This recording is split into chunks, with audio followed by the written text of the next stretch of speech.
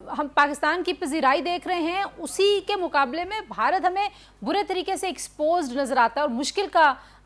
مشکل سے دوچار نظر آتا ہے. تو کیا واقعی جو ڈائنامکس ہیں اس تنازع نے، اس پاک بھارت جنگ نے تبدیل کر دی ہیں؟ دیکھیں، میں سمجھتا ہوں یقینی طور پہ یہ جو بنیان المرصوص یا مارکہ حق تھا، اس کے بعد سے تین بہت کرٹیکل ڈومینز میں انفارمیشن، ڈپلومیسی اور جو اسٹریٹجک بیہیویئر ہے، اس حوالے سے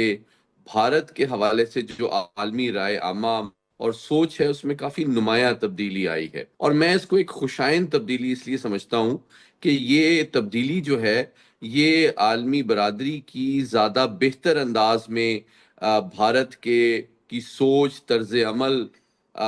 کی انڈرسٹینڈنگ پر مبنی ہے، رادر دین کہ جو ان کا بیانیہ تھا کہ جناب ہم تو ایک عالمی طاقت بننا چاہتے ہیں اور ایک نیٹ سیکیورٹی پرووائڈر ہیں اس ریجن میں، اور چین کو کنٹین کرنے میں امریکہ کے ساتھ کھڑے ہیں. تو یہ تمام تر جو ان کے دعوے تھے بلند و بانگ، وہ اب میں سمجھتا ہوں کہ اس پہ مغربی طاقتیں بھی ٹرسٹ نہیں کرتی. دو چیزیں جو بہت اہم ہوئی ہیں پچھلے 2 ماہ میں، ایک تو یہ کہ جس طرح آپ نے دیکھا کہ صدر ٹرمپ نے نہ صرف پاکستان کو سراہا، ہم ایک تاریخی لنچ پہ مدعو کیا ہمارے آرمی چیف کو، اور ساتھ ہی ساتھ بارہا انہوں نے پیشکش کی پاکستان اور بھارت کے درمیان کشمیر کے مسئلے کی مصالحت کے حوالے سے. تو یہ بھی بھارت کے تاریخی طور پہ جو ہٹ دھرمی اور غیر قانونی قبضے کے اوپر مبنی موقف ہے کہ یہ اس کی اپنی ٹیریٹری ہے، اس کی بھی نفی ہے. تو ایک طرح سے امریکہ جو کہ اس کا بڑا اہم اتحادی ہے انڈو پیسفک اسٹریٹجی کے تحت، وہاں بھی اب آپ دیکھیں G7 سے واپسی پہ صدر ٹرمپ نے مودی صاحب کو بلایا تو انہوں نے معذرت ظاہر کی امریکہ آنے سے. تو اب حقیقت یہ ہے کہ امریکہ کے سامنے بھی وزیر اعظم مودی جو ہیں منہ چھپاتے پھر رہے ہیں. اور پھر کل جو ہے ایک بڑی تاریخی جو نشست ہوئی ایس سی او کا، وزراء دفاع کا جو اجلاس تھا، اس میں 8 میں سے 7 ممالک نے پاکستان کے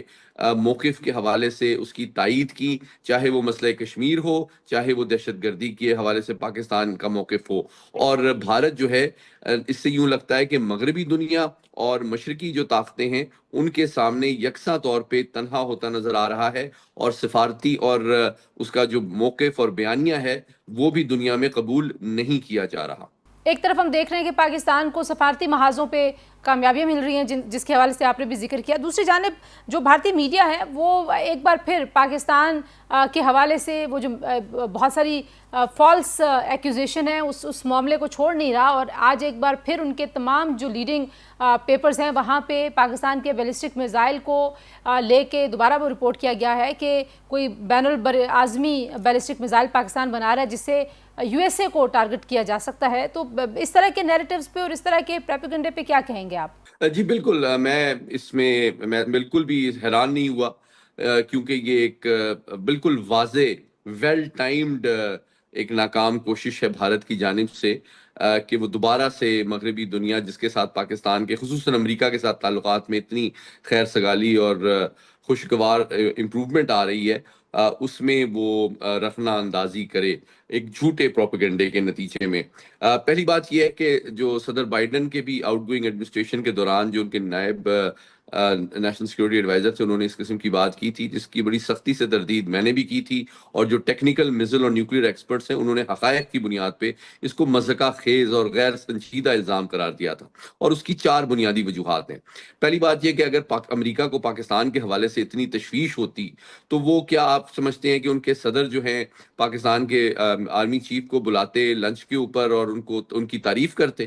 یا ان کو اپنے امریکی سلامتی کے لیے خطرہ قرار دیتے؟ پہلی بات. دوسری بات یہ ہے کہ پاکستان جو ہے اس کی امریکہ کی 4 اعتبار سے بڑی اہمیت ہے، غیر جذباتی انداز میں دیکھا جائے. پاکستان کی سب سے بڑی ایکسپورٹ مارکیٹ ہے، پاکستان کی بہت بڑی ڈائسپورا وہاں رہتی ہے جو ہمارے لیے اکنامک ریلیف اور ریمیٹنسز کا ذریعہ ہے. تیسرا یہ کہ امریکہ کا جو اثر رسوخ IMF ورلڈ بینک میں ہے وہ بھی ہمارے اکنامک ریلیف کے حوالے سے امپورٹنٹ ہے.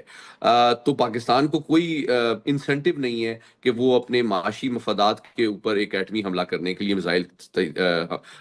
اپنی کیپیبلٹی کو ڈیولپ کرے. یہ تو ایک کوئی ریشنل بات ہی نہیں بنتی. تیسری بات ٹیکنیکل حقیقت ہے. اور ٹیکنیکل حقیقت یہ ہے کہ ابھی تک پاکستان نے جتنے بھی میزائل ٹیسٹ اور ڈیمونسٹریٹ کیے ہیں، چاہے وہ 23 مارچ کی پریڈ ہو یا ہمارے میزائل کے جو ٹیسٹ کیے جاتے ہیں، ان میں سب سے دور مار میزائل جو ہے وہ شاہین 3 ہے، جس کی 2750 کلومیٹر رینج ہے، جس سے یہ ٹیکنیکل ثبوت ملتا ہے کہ ہمارا جو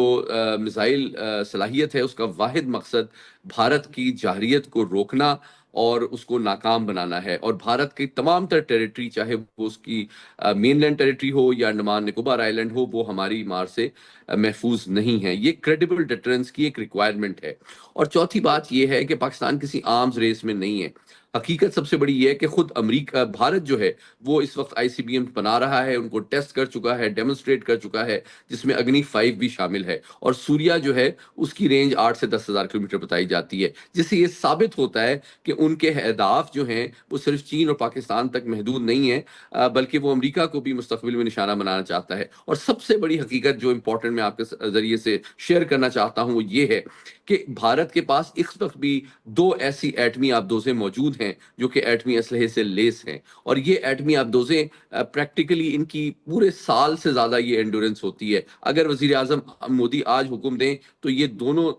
جو ایٹمی آبدوزیں ہیں یہ امریکہ کی بندرگاہ کے باہر جا کے پارک ہو سکتی ہیں اور امریکہ کی کسی بھی ریاست کو نشانہ بنا سکتی ہیں۔ تو یہ وہ حقیقت ہے جس سے میں سمجھتا ہوں سنجیدہ امریکی محققین اور جو اسٹریٹجک ایکسپرٹ ہیں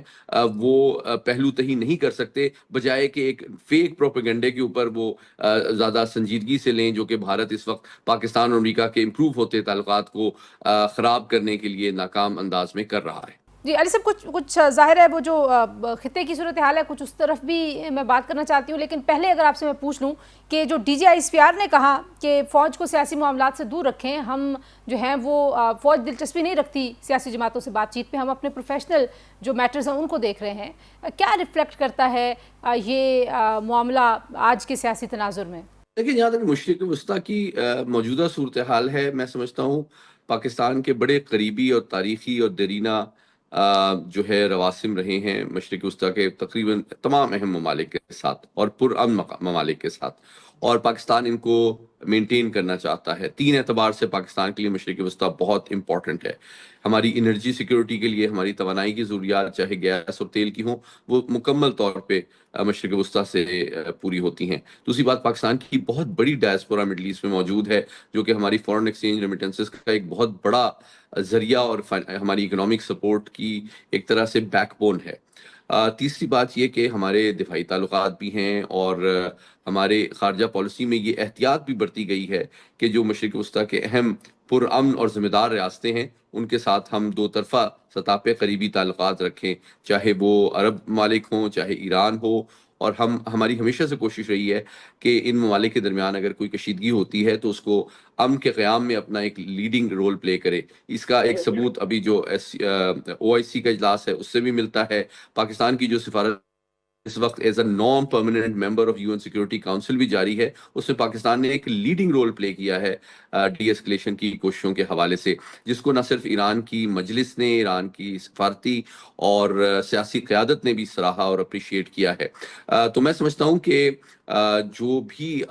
ایران کے اندر جو حملے کیے گئے، میں سمجھتا ہوں ہر پاکستانی جو ہے ان کی مذمت کرتا ہے اور ان کی خود مختاری سلامتی کے احترام کے اوپر زور دیتا ہے، اور چاہتا ہے کہ دنیا کے تمام تر جو علاقائی مسائل ہیں، جس میں مسئلہ کشمیر ہے، مسئلہ فلسطین ہے، یا کوئی اور بھی تنازع ہے، اس کو مذاکرات اور پرامن ذرائع سے حل کرنا چاہیے، اور جنگ اور جارحیت جو ہے وہ مسائل کو پیچیدہ کرتی ہے، ان میں کمی نہیں لاتی۔ اور آخر میں مجھے بتائیے، غزہ کی صورتحال پہ ایک بڑے بریک تھرو کی بات ہو رہی ہے، اور پاکستان جو ہے اس کی اہمیت ظاہر ہے ایران کے ساتھ تعاون کی وجہ سے بھی، ایران اسرائیل کانفلکٹ میں بھی ہم نے پاکستان کو لیڈ لیتے ہوئے دیکھا ہے، تو کس طرح سے دیکھتے ہیں آپ اس صورتحال میں پاکستان کیا کردار ادا کرے گا؟ دیکھیے، میں سمجھتا ہوں یہ انٹرویو میں نے سنا اور اس میں 2 باتیں بالکل واضح ہیں اور مسلسل آپ ایک تسلسل سے سن رہی ہیں کہ خصوصاً جو موجودہ آرمی چیف ہیں ان کی یقینی طور پہ یہ سوچ کی ترجمانی کی ہے DGISPR نے کہ جناب فوج جو ہے ایک پروفیشنل ادارہ ہے، وہ ملک کی سلامتی، ترقی، خوشحالی میں جب بھی اس وہ اپنا بھرپور کردار ادا کرے گی اور کرتی رہی ہے اور کرتی رہے گی، لیکن ہم سیاست میں ملوث نہیں ہونا چاہتے۔ جو سیاسی معاملات ہیں یا قانونی معاملات ہیں ان کو قانون اور سیاست کے جو دائرۂ کار ہیں اس کے مطابق طے کیا جانا چاہیے. جو سیاسی معاملات ہیں وہ سیاسی قیادت کا حق بھی ہے، فرض بھی ہے، اور اس پہ مداخلت میں سمجھتا ہوں نہ فوج کرنا چاہتی ہے، نہ اس کی توقع ہماری سیاسی قیادت کو ہے. اور سب سے امپورٹنٹ بات یہ کہ جو بھی بنیاد المرصوص کی تاریخی کامیابی پاکستان نے حاصل کی ہے وہ اسی انتہائی خوشگوار اور پر اعتماد سول ملٹری ریلیشنز کے نتیجے میں حاصل کی ہے. تو کوئی وجہ نہیں ہے کہ کسی ایک انڈیویجول یا سیاسی مسئلے یا کیس کی وجہ سے اس بہت ہی خوشگوار اور اہم اور قریبی جو سول ملٹری ریلیشنز ہے اس کو خراب کرنے کی کسی جانب سے بھی کوشش کی جائے.